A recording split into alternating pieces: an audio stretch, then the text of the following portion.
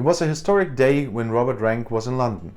On June 23, 2016, the day of the referendum on Brexit, he attended a ceremony at which British engineers and scientists were honoured. There was a rude awakening the morning after, when the result was certain. We were all pretty baffled, remembers the managing director of the mechanical engineering company Stromak, about the outcome of the referendum.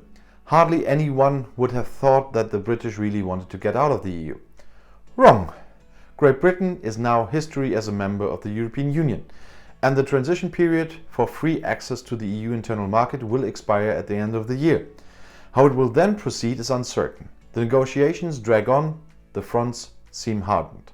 Both sides must come to an agreement by October at the latest, otherwise a hard Brexit threatens. British Prime Minister Boris Johnson is gambling high with his compatriots and with the EU. He wants to show strength and assertiveness. Even if Johnson should give way in these weeks on some points, the whole thing will remain a hangover.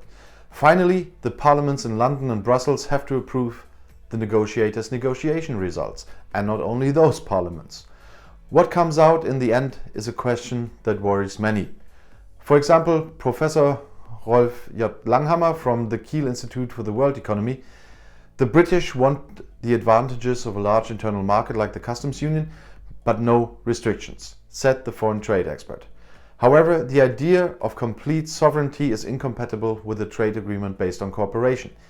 The kingdom is now building for emergencies, a total of 5 huge parking lots for trucks for customs clearance.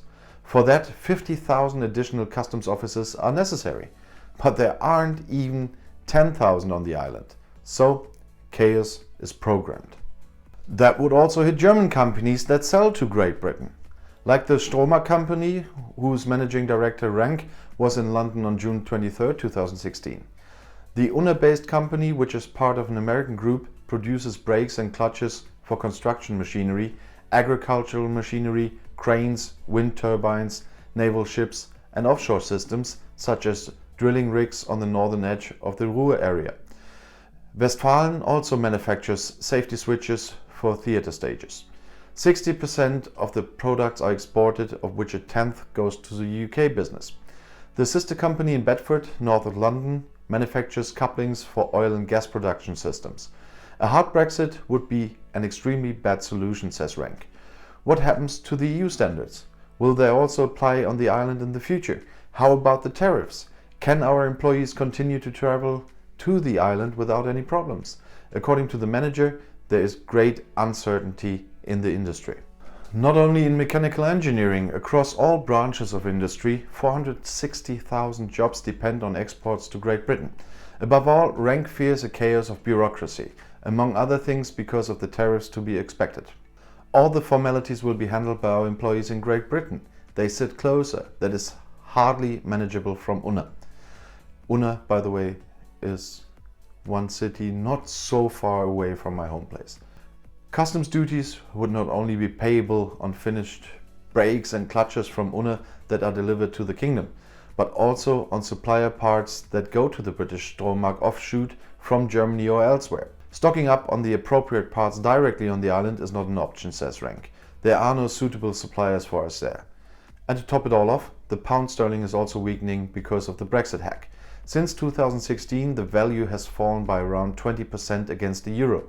That automatically makes German export goods to the island more expensive. As a result, Germany's exports fell from 85.9 billion to 78.9 billion between 2016 and 2019. Stromark also felt the effects of the decline in the share price. UK sales fell by 10% by the end of 2019. As a result of the corona crisis, business collapsed by 25%, says Rank. Horst Werner Meyer-Hunke, managing director of the Iserlohn-based office supplies manufacturer Durable, also looks to Great Britain with concern. The 82-year-old, who will retire from active business at the end of 2020 after 40 years, is burdened not only by the currency problem, but also by the uncertainty associated with Brexit. Nobody knows how it will turn out. You are not a prophet. Durable has sales companies in southern England with 30 employees. We had already stocked up on the island by Christmas 2019 when Brexit was threatening. Since then, the company has been storing goods there for at least 3 months, to be prepared if the customs barriers go down, says Meyer Hunke. That is a logical masterpiece and, on top of that, expensive. In any case, Brexit is causing a lot of bureaucratic work. If it were to get really tough, says Meyer Hunke, we would need new customs numbers for 2,000 items. And if you now want to know more about European politics, YouTube has chosen another of my videos right here for you in the end screen, right next to your chance to subscribe to my channel. I hope you already did. I'll see you in my next video. Click and enjoy. Viel Spaß!